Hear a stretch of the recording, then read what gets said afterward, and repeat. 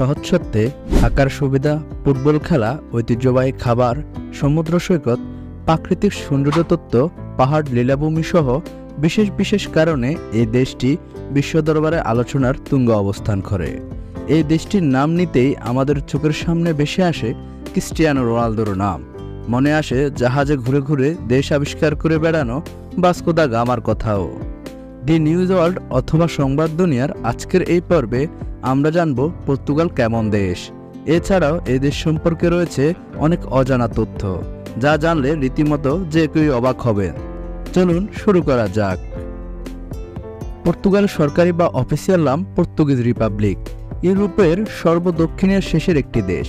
অবস্থানগত দিক থেকে দেশটি আটলান্টিক মহাসাগরের পাদদেশে অবস্থিত, যার জন্য দেশটিকে সাগরকন্যা নামেও ডাকা হয়ে থাকে। পর্তুগালের সর্বমোট আয়তন ৯২,২১২ বর্গ কিলোমিটার।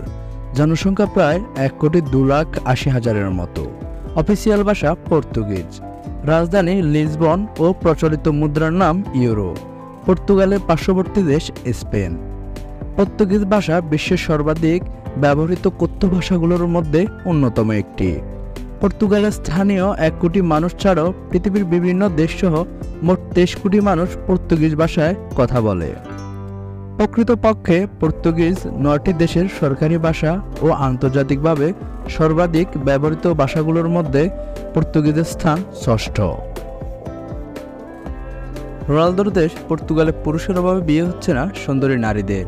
বাঙালি পুরুষদের বিয়ে করতে আগ্রহী তারা। ইউরোপের এই দেশটিতে পুরুষের তুলনায় নারীর সংখ্যা বেশি, যে কারণে পাত্রের অভাবে বিয়ে হচ্ছে না নারীদের। দেশটিতে একজন পুরুষ কেবল একজন নারীকেই বিয়ে করতে পারে। এখানে একাধিক বিয়ে করা রীতিমতো অপরাধ, যে কারণে পুরুষরা চাইলেও একের অধিক বিয়ে করতে পারেন না। এদিকে পুরুষের তুলনায় নারীর সংখ্যা বেশি হওয়ায় পাত্র সংকটে ভুগছেন তারা। বিবাহযোগ্য হয়েও বিয়ে করতে পারছে না নারীরা। চোখ ধাঁধানো সুন্দরীদেরও বসবাস এখানেই।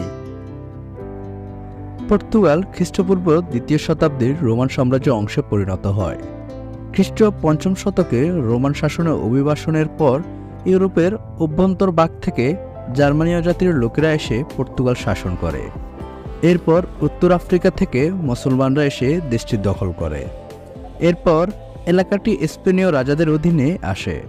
১২শ শতকে পর্তুগাল একটি স্বাধীন রাজ্যে পরিণত হয়। ১৫শ শতকে পর্তুগাল ইউরোপের প্রধান সমুদ্রযান কেন্দ্রে পরিণত হয়। পরবর্তী প্রায় ১০০ বছর পর্তুগিজ নাবিকরা বিশ্বভ্রমণে বেরিয়ে যান এবং বিশ্বের সমুদ্র বাণিজ্য নিয়ন্ত্রণ করেন। এই নাবিকদের সহায়তায় পর্তুগাল ইউরোপের প্রধান রাষ্ট্র হিসেবে একটি বৃহৎ সাম্রাজ্য গড়ে তোলে। ১৬শ শতকের শেষ নাগাদ পর্তুগালের শক্তি ও সম্পদ নিঃশেষ হয়ে যায় এবং দেশটি তার বেশিরভাগ এশীয় উপনিবেশ হারায়। পর্তুগাল তার বৃহৎ উপনিবেশ ব্রাজিলের উপর ১৯ শতক পর্যন্ত এবং তার বিশাল আফ্রিকান সাম্রাজ্যের উপর ২০ শতক পর্যন্ত নিয়ন্ত্রণ বজায় রাখে। পর্তুগালের অধীনে বিশ্বের এক বিশাল স্থলভাগ থাকলেও এটি ইউরোপের সবচেয়ে অনুন্নত দেশগুলোর একটি।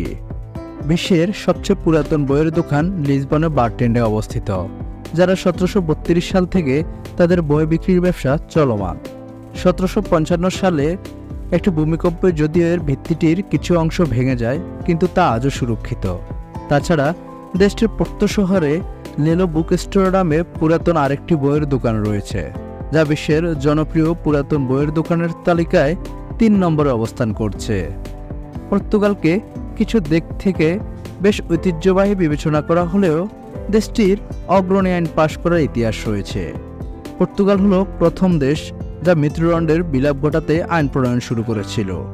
মৃত্যুদণ্ড বিলোপের আইন সনদটি ১৮৬৭ সালে অনুমোদিত হয়েছিল। এছাড়া মাদক ব্যবহারকারীদের কারাগারে সাজা না দিয়ে থেরাপির ব্যবস্থা করা হয়েছিল। বিশ্বের কর্ক উৎপাদনের প্রায় ৫০% ভাগই পর্তুগাল উৎপাদন হয়। বিশ্বের সেরা কর্ক পর্তুগালের আলগার্ভ থেকে সংগ্রহ করা হয়। পর্তুগিজ কর্কগুলো এয়ারবাস, নাসা, মোৎস্যান্ডন ও রোলস রয়েসের মতো শীর্ষস্থানীয় ব্র্যান্ড দ্বারা ব্যবহৃত হয়।